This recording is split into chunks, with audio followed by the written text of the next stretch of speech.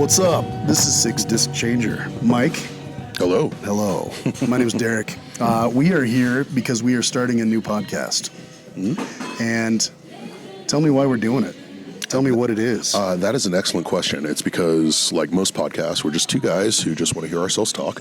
There's no doubt that's true. We do it anyway. We might as well record it. No, because we had an idea that we thought was worth sharing, which is talking to people who occupy that space, you know, between the creative, between the business, people who are interested in contributing to their community and interested in sharing their stories, you know, as they go on their creative journey, as they go on their, you know, their journey of figuring out how to turn that creative energy into something ethical and sustainable, you know, in the business world, and sharing what they've learned and how they've gone about it. So this is an art-focused, music-minded business podcast.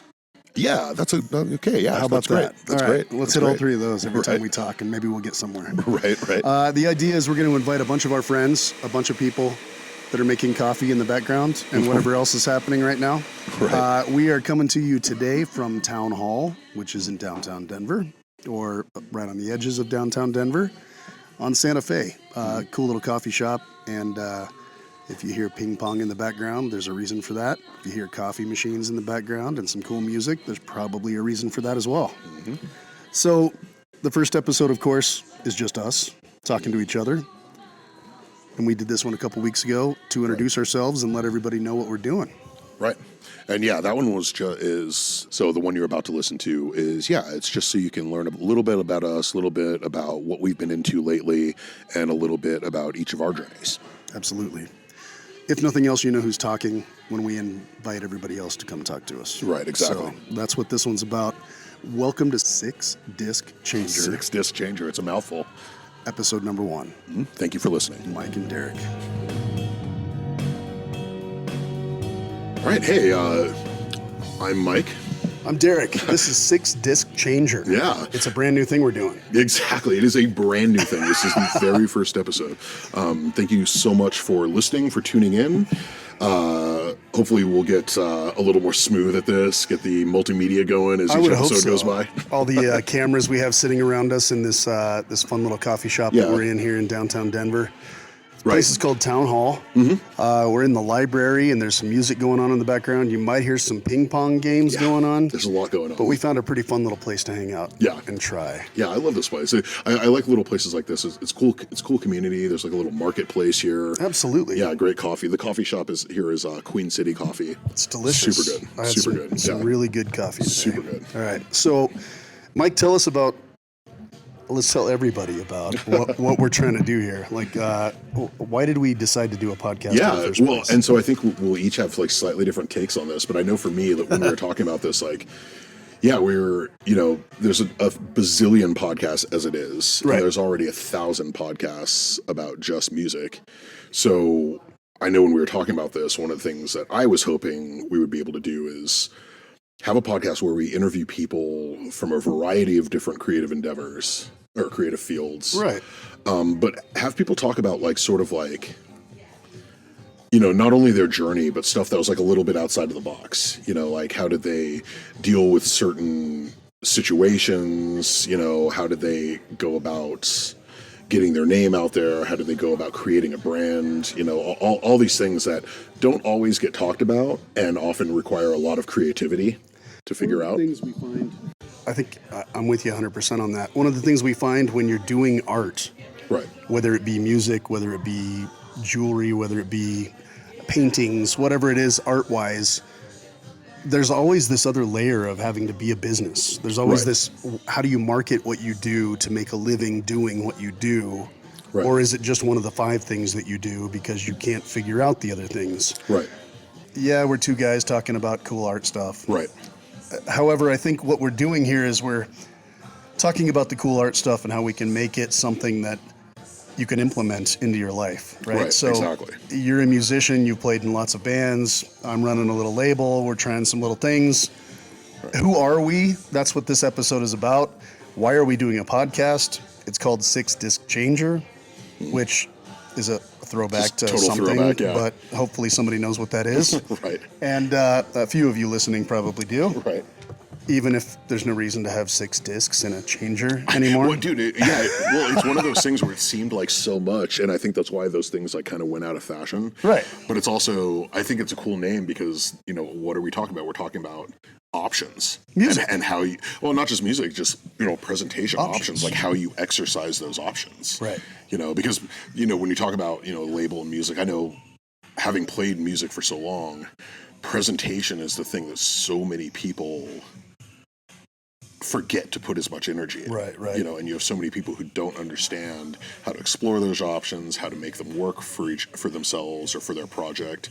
I've definitely, we've all had this where we've heard some music and, somebody's going to come at me in the comments or whatever and be like, oh, it's the music that matters. Yes, but Yes, also as a musician, no. Because people see the thing before they hear the music more often than not. And if the thing looks haphazard and lazy, to me it's a detriment to the music because it's like, how do you put this much time into one aspect of your art? And even if you're not the person who can do the art, find someone who cares about your project as much or nearly as much as you do, who will try to bring that vision to life. How do you turn people onto something that is what matters to you? Yeah. Or how do I express myself in a way that somebody else wants to listen? Exactly. And the game with this particular podcast is we want to try attempting to go into different avenues of creativity, different avenues of conversation about how to make whatever it is that you want to express yourself with, but what works, what doesn't work, lessons learned, all the things that come with that. At the same time, we'd love to introduce you to some people, including ourselves, and all the things that we feel are important. Yeah. So that's what we're here for. Very well said. Okay. Very well said. Thank you. Going on that particular mode, let's start like we're going to start these things. Yep. At this point in time, our thought is we're going to start this podcast by telling you a little bit about what we're listening to and what matters to us today. Right. Yeah, so absolutely. What are you listening to? So right now, I have been, the last few months, I've been really, really into film scores. Okay. And so one thing, the two things I've just been obsessed with, one, having been a Nine Inch Nails fan, I'm a huge fan of Trent Reznor, Atticus Ross, and their partnership. They're amazing. Pretty much everything they do is golden to me. And so I recently discovered a score that they did. I haven't even seen the movie yet. Literally haven't seen the movie. Okay. The score or the movie, one of them, both of them, is called Empire of Light. I've never heard of that. Yeah, it is incredible. Really? It is some of the most beautiful music I have heard in years, and it is inspiring as a musician, but also I honestly it's a very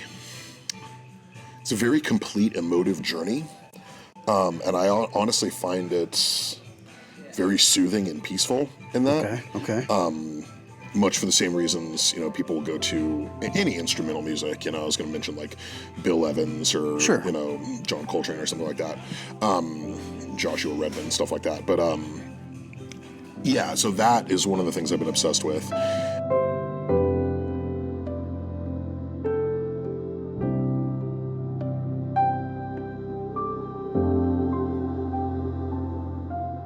And then in the same vein, this other score, I want to say Johan Johansson is the composer. That's a pretty cool name. I'm pretty sure I'm remembering that correctly. All right. And it's a score that they did, I want to say 2016, 2017, called I'm going to mispronounce this because bad at other languages. That's how it goes. Orphee. It's Orphee. So, I think it's a score to a film also, or maybe it's a collection of works. Okay. But again, a really, really sort of robust collection, a really, definitely another emotive journey. Wow. And it's a ton of fun to listen to, but also simultaneously very soothing and very, very easy to, it's not background music, but it helps sort of bring peace, to whatever you're doing if you have it playing. Understood. So if that it makes doesn't sense. distract you in a way that you're like, wow, this band is doing something that makes me want to try to write a riff like that. Instead, it's the soundtrack to what you are at the moment. Right? Yeah, exactly. Okay.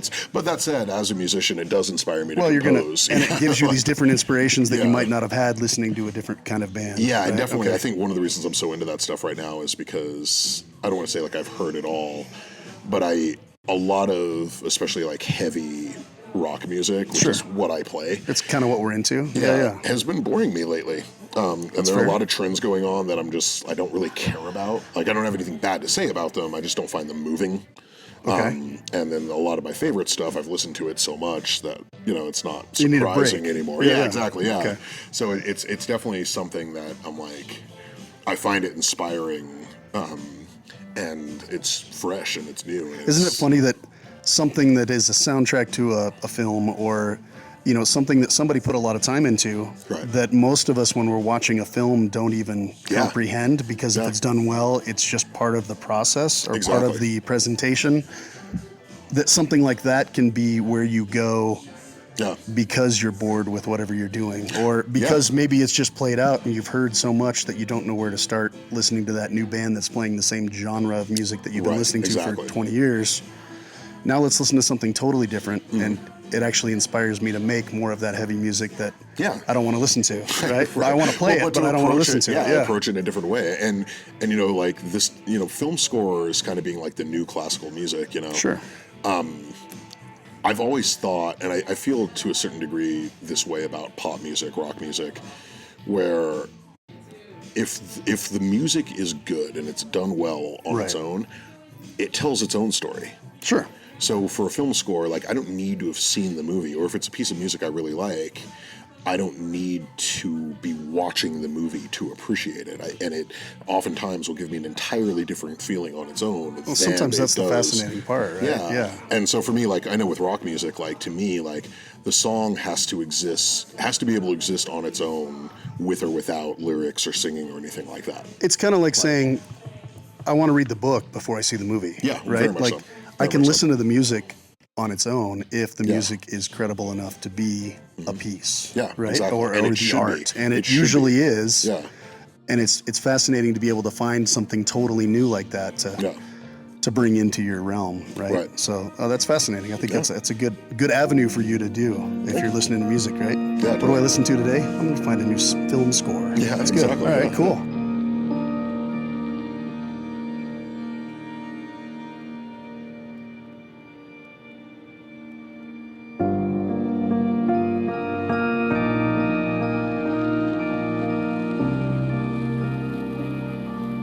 What about you? What have you been into? Man, I've been listening to, I've got kind of a variety as well, but what I found myself listening to a whole bunch yesterday was a new single just dropped by a gentleman named Bob Mould. Oh, I've heard vaguely of him. Maybe Yeah. some of you listening know this guy. Yeah. He's got He's a a new little track. folk singer or It's something, I called don't know. Here We Go Crazy. Nice. And it almost fits every single thing that's happening in your head right now, the state of affairs, the way the world Yeah, is. totally. But it harkens back to that Sugar, Husker Du, Bob Mould feeling. Awesome. The guitars are perfect. The vocals and the little here we go, here we go crazy thing. I think I listened to it in my car 45 times yesterday. Totally. Oh, in dude, a I gotta row. check that out. And it's only 2 or 3 minutes long, but it's the catchiest new Bob Mould song Yeah. ever. And he's coming to town in April. I'm looking forward to maybe seeing him, and maybe we can find a way to say hi. I don't know. totally, It would be great if we could talk to him Yeah, too, but that's just yeah. me knocking on the table Right. day one. But that one I've been listening to a lot. He's an old one of my favorites.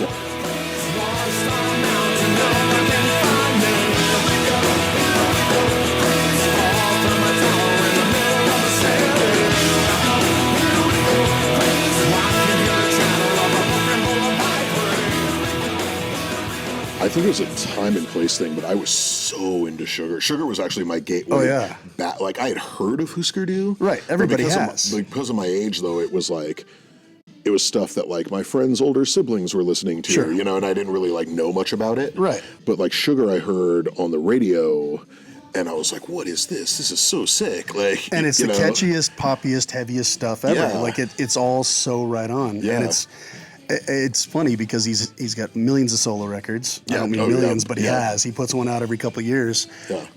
And he went from this progression of being one of the groundbreakers. He's a godfather of independent, heavy, non-commercial rock. You know what I mean? 100%. Like, guy laid the groundwork for most of us. He showed the replacements how to do it, and they followed quickly behind. Dude, you know? and that whole power pop realm, like he has as much credence to me. His name is important as important to me as something like Cheap Trick. Absolutely. It's just as far as like, showing that. Poppy and catchy and sugary can also be heavy and also be challenging. Oh, and it's so like you sing along, but you're also fascinated by listening to what you listen to. Exactly. Yeah. Sugar has 2 or 3 records, and they were only a band for a few years. But I was lucky enough to see them play their last U.S. show. Nice. Before they went to Japan and finished out the whole thing. Nice. They played a show in Seattle at the Paramount, and I get to see that show. Cool. So I get to say that I accidentally found Bob. Yeah. At a bowling alley in Omaha, Nebraska. I went to see a little band on 4AD called Ultra Vivid Scene. Yeah, I remember them. 4AD was a sick label for a while. They were opening for Soul Asylum and this other guy named Bob Mould, Yeah. who are 2 Minneapolis bands. Yeah, But yeah. it was it was the release of his second solo record after Husker Du. Nice. So Black Sheets of Rain, which was where he went really dark and very, very intensive. Very good record. Very good record. To accidentally walk into a show where this guy is not only heart and soul, but like he's laying it all out there. You know, like this is right about the time when maybe Spin, was able to out him for him at that time. So there was a lot of things going on in his life, but at the same time, he hit it right on the mark with the music. And ever since that moment, man, that guy's been one of my favorites. Yeah, no, Black Sheets of Rain by Bob Mould. Yeah. Another amazing record with a bunch of amazing artists and producers. And so I got into that new song yesterday. The album doesn't come out for another couple weeks, but that's been one of my favorites. Nice. The other thing I've been listening to is a local band from Fort Collins, Colorado. Yeah. A little band called Talking Point. Yeah, they're so good. Yeah. And I don't mean little in any kind of negative way. Right. Little as in they kind of catch you by surprise because totally. They've been a band for a year or two. Yeah. They were a 3-piece up until last month. And it's old hardcore kids, all of which are still edge and living that lifestyle in a way that they're not preaching or forcing themselves upon anybody else, but they live a clean lifestyle and they've got some stories to tell. But the music that they're writing is not the straight edge hardcore thing that you expect to hear, Don't get me wrong. I love the youth of today. I love all those guys.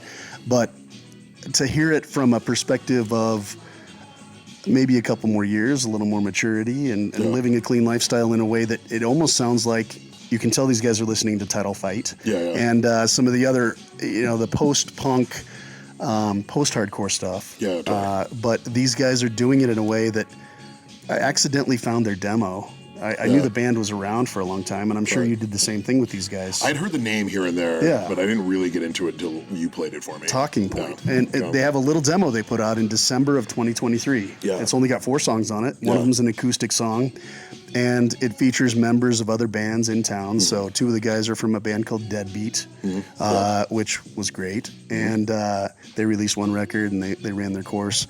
The other guitarist is a singer-guitarist named Jaron Samples, who was in a band called Wolf Blitzer for a long time. Still is when the band plays. They've got a lot of guys doing a lot of amazing things and other things right now. But this demo caught me, man. Like I couldn't stop listening to it. We went on a road trip a month and a half ago, and again, I think I listened to that 4-song demo the whole way there and the whole way back. So 12 hours later, I'm like, these guys are amazing.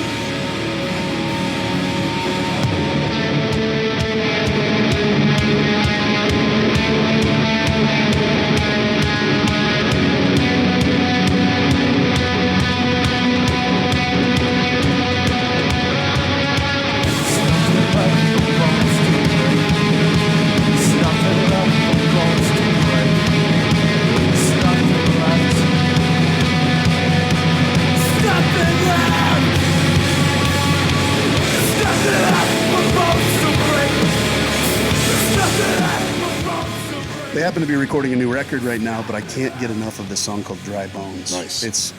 It's got like this dark, I don't know, it's almost goth. It's punk rock goth, like hardcore, but it's post-hardcore. I don't know.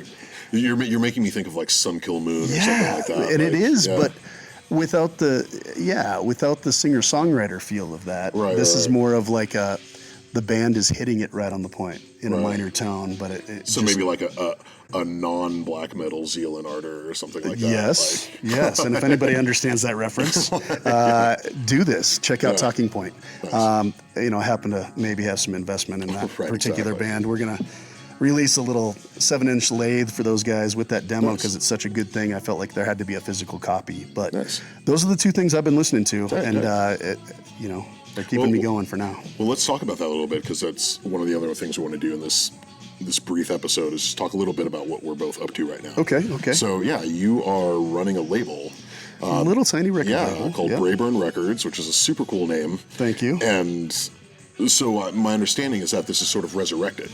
Yes. The idea to run a record label happened to me right out of high school, a few years into being in bands myself, and wanting to be a part of something after learning about what a record label was and what it did, wanting to be a part of discovering music and sharing it with people. Right.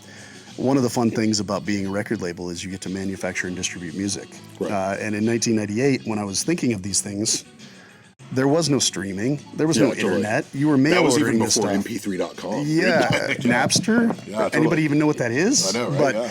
But there was no file sharing. There was none of this stuff. We would share tapes with each other, and other than the few things that I could find in Omaha, Nebraska, it was pretty exciting to say, I want to find music and share it with people. The stuff that's important is important to share. Yeah. And when I finally started the label, I was actually in Salt Lake City, Utah.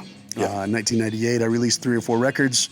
Turned out I had 8 records under my belt when I kind of let things settle down and calm down. I worked with some amazing musicians out of the area and in different parts of the U.S. The label is called Brayburn Records because at the time, my favorite apple was a Brayburn apple. What a healthy and wholesome. And I know now there's computers called that and a bunch of other stuff, so it's kind of silly and a little cheesy, but Brayburn in my computers, mind, I have heard of that, Brayburn, not Macintosh, that was the second thing. Brayburn apples, that was where it was at. Right. In my mind, they're the best apple in the bunch. So I decided I was going to run a label with, in my mind, the best music of the bunch. So I started it, I ran it for a few years, and then life happened, which I think we all have that story, right? Those of us that have been around for a number of years have tried a few things and been distracted by a number of other things. But I had a lot of fun doing it. I ended up conducting on the railroad. I was a railroad conductor for quite a few years. I sold some things and tried a bunch of other stuff, and life took its turns in the way it did, and I ended up in Fort Collins about 7 years ago, and somewhere in there, my son, who had graduated high school and was playing drums in a band, went and recorded a record, and we talked about what we were going to do with what he recorded, and now, and not having anything on streaming, I thought maybe I should probably step up my game with all the stuff that was sitting in my basement collecting dust on CD and whatever else, and I said, hey, do you want to start a new label? Do you want to work on something together and release your record? And he said, I think you should start your label back up again. I want to be on Brayburn, Dad. So, that's so sick. In doing so, I've really breathed a new, fresh life into this label, and we've turned it into a thing where you and I had been friends before, but we kind of stepped onto each other's thought processes here, and I was really into what you were doing in Suicide Cages. We worked it out so that not only am I releasing a record for my son in Mood Swing Misery, but we're going to work on another record after this cassette that we just released with you guys of some Suicide Cages stuff. And there's some other bands in the area that we're working with that are friends of ours we're kind of starting a new little family of this. So right now I'm really focused on music, a lot of it from Colorado because that's where we're based, and building a new scene, kind of expanding the scene that is so healthy and wonderful and vibrant here in Denver, but making it something that is larger than that. And us sitting and having coffee and talking, we decided maybe we should do it on a microphone occasionally too. So hopefully you guys are still listening and haven't lost you already. But that's what I'm doing right now. I'm running Brayburn as my let's call it the project that I care about the most. You know what I mean? Because the music and the people involved. It's something I really believe in. So I'm excited to tell you guys that are listening to this about it a little bit too, but also step into all these other things that we want to do with the podcast. Exactly. So, Nice. that being said, it's my turn to ask you a question. I know you came from California. Yeah. I know you're in Denver now. You've been here for a number of years. I know this is not your first band. Yeah. You're in a band called Suicide Cages, Yeah. which is kind of your project, your pet project that you started with a friend of yours. And tell us more about what you're doing right now. So yeah, musically, Suicide Cage is my main focus. I do have another project that's hoping to debut probably by like summer of 2025. Wow. It's going to be another heavy music project, but a very different flavor than Suicide Cages. But yeah, Suicide Cages is a thing that happened. I think the first seeds of it happened back during the pandemic. The singer Devin and I, we've been friends for a long time, and it was one of those things where I'd been telling him for years, I'm like, dude, let's start a band. And for whatever reason, like, we just never made it happen. Sure. You know. But then we both, we each sort of had like a break in life where there was a window to do it. Right. And we're like, come on, let's actually do it. How can we not make this happen? Yeah, and it was such a blank slate because I had been coming out of a number of projects, really my entire musical life, I would say with the exception of one other band, where there were always great lessons learned from each of those projects, but all of them the majority of them never fully satisfied the thing I wanted to do for one reason or another.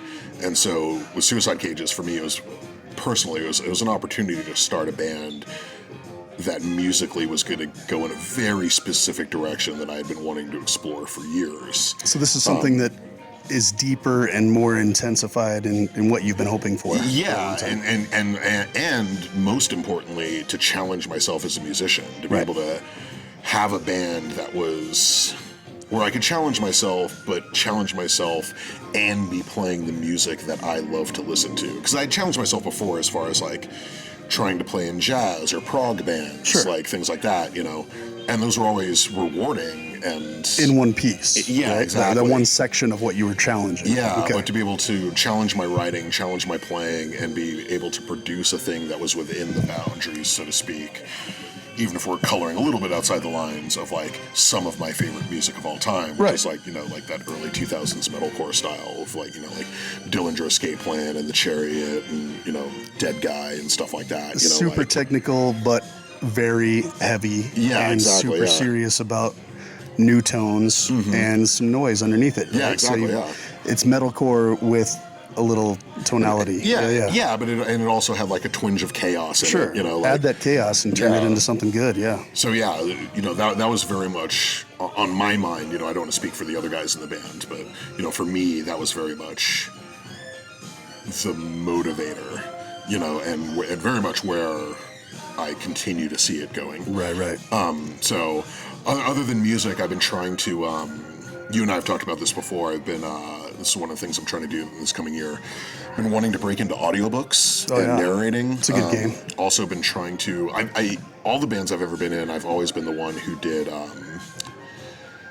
either all or the majority of the social media. I do all of the branding, all of the design work, or almost all of it. Is this where you learned this stuff? Because you had to be the guy in the band making these things? Yeah, because I cared. Because I was so sick of seeing bands that even if they were friends of mine who had great music, their flyers looked like crap.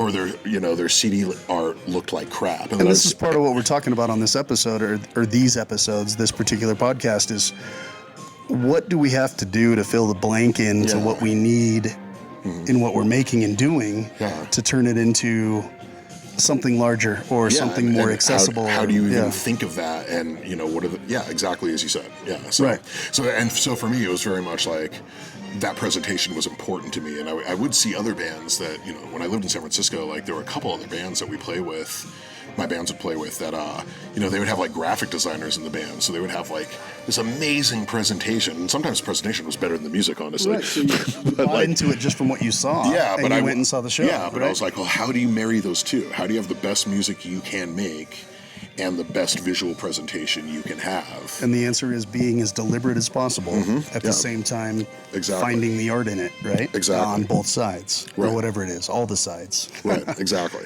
Yeah, so that said, one of the things I'm doing this year is trying to get over, and also with the help of my therapist, trying to get over my imposter syndrome and actually start like trying to design and like learning as many tools as I can and trying to actually like get commissioned work like because I've done stuff for other bands here and there. Well, yeah. But actually like try to be consistent and do as many posters as I can, merch designs as I can, and branch out from there. Try to get into some more branding, stuff like that, and just really like flex that visual art muscle. Well, you're amazing at it. There's no doubt. Thank you.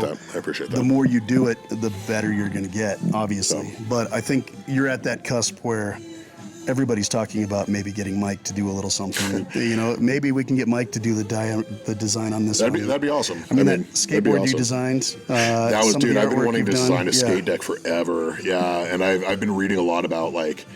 Because you would send me that one posting, so I've been reading a lot about what it takes, what's required of graphic designers and artistic directors in the skate industry. Right, totally new game. Yeah, totally different thing than what I've been doing. Different set of tools. I'm lucky enough. Shout out my buddy Josh Shively. He's an amazing artist here in Denver. He gave me a bunch of pointers years ago that I still take to heart. Recently, I've been speaking to on Instagram. Hold on, I want to make sure I get the name correct. That's all right. Oh God, I should have had this before. But this just popped up. Two of my inspirations. Tim Singer from Dead Guy. I always thought they had amazing art. They did. They always had something a little out there. Yeah, Damian Johnson from Great Falls in Seattle. Yeah. Amazing art for all their records. And that band, he's in the band too, right? So he's kind of doing the same thing you are, where he's the active musician in the band at the same time he's doing the graphics for the band. Yeah. And then, so recently I've been speaking to, I believe their name is Maggie, who's the bass player for the band Blood of Lilith here in Denver. Okay, yeah. Who's also a designer and has given me a lot of really cool,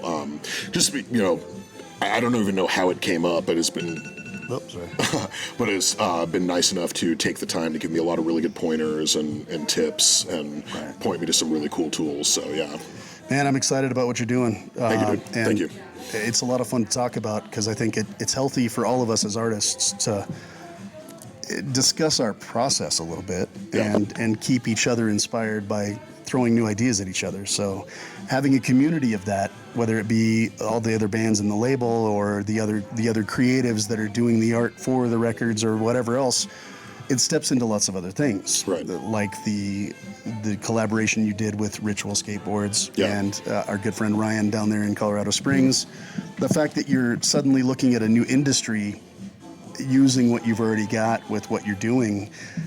There's so many ways for the world to collaborate, and hopefully this does something to bring those artists together too, and we can keep talking to all of you listening, keep talking to you and I here, keep having amazing guests come on talk to us about these things, but hopefully it'll be something that inspires at the same time that it maybe teaches or gives us something to talk about and learn ourselves. So this is a safe space and a learning space and something we're very excited about. So thanks for finally doing this with me, man. I know we've talked about it for a while. Yeah, I'm really excited to get this off the ground. I'm really excited for some of the guests we have lined up. And I think this is going to be, if we have 2 listeners, if we have 2,000 listeners, whatever it is, my hope is that, exactly as you said, that it's inspiring, and that everyone who participates, either on the listening side or on the interview side, that we all come away with something, that we all share something with each other. There's one little tidbit that one of us accidentally says, or even deliberately says, that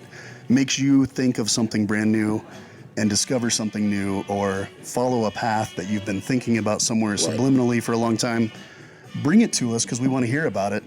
Part of what we want to do here is have these conversations about what works, what doesn't, what nobody would have thought would work, that does work. That's what I'm interested in, all the things that you wouldn't logically connect that seem to be what got us to where we are after trying 95 other things in our lives, right? Because we all do that. That's life. Those parts of the journey, What part of the journey matters to you and where are you now? that's kind of what this is all about. Yeah. Almost like hitting the random button on that Six Disc On the Changer. Six Disc Changer, exactly. Right? Yeah, exactly. Who knows what next song is going to come up? Exactly, And if you yeah. have, They Might Be Giants song that has 35 pieces that sound great on random, you never know what you're going to get, right? So we remember those things. Nobody else has to. Yeah. Exactly. Flood was that one? Yeah, it was Lincoln. yeah. It was That. one of those two. Yeah, Flood. Yeah. The Apollo one was the one that had the 75 different chunks of song. And now you're making me think of that Flaming Lips record, Zyreka. It was 4 different CDs that they wanted you to sync up and play at once. Simultaneously finding 4 CD players with separate sound systems was tricky enough. But exactly. To play them at the same time, at the exact together, same time, that's art. That is art. ambitious. And if you look at that stuff up on eBay right now, it's hard to find all 4 of those. Totally, for anything affordable at this moment. Yeah, totally. Much less 4 CD players to play them with in the same room. But we'll get to that. Right. These are the things I'm interested in. These are the things that are fun. So absolutely. All right. Yeah. What else? Well, I think it's a good intro to us. I think the important part is going to be, some of the journeys we get to hear about with these guests. Absolutely. So I'm excited to get to that. This is a simple introduction to what we're here for, and obviously you'll learn more about us as we go. It's not about us. It's about us having conversations that spark interest and spark creativity. Yeah. And man, I'm excited to be a part of this. I am too. I'm grateful for the opportunity. Thank you for listening. Six Disc Changer. We got it. Is the name of the podcast, and we'll give you all the info on our socials and everything else as we go. We're trying to do some videos. We're hanging out in this See if it works. town hall place, which is wonderful. Again, I don't know what kind of background music we've got going on right now, but it's beautiful. It works. And nobody played ping pong during our set. I know, it's honestly kind of weird. But it'll be different every time. We're going to do these things in remote locations. Maybe we'll take this on tour when we go on tour. I'm going to tag along with you guys on a few dates in March with Suicide Cages. Have a long weekend coming up. Maybe we talk to another one of the bands you guys are playing with. A few of those bands. We're open to whatever. So anybody have any suggestions on where we should record the next one? Yeah, or who we should have a conversation with. Who we need to talk to? Yeah, absolutely. Let's do it. Absolutely. All right, Mike. Looking forward to this. This is going to be fun. You too, man. All right, here we go. See you next time, episode 2.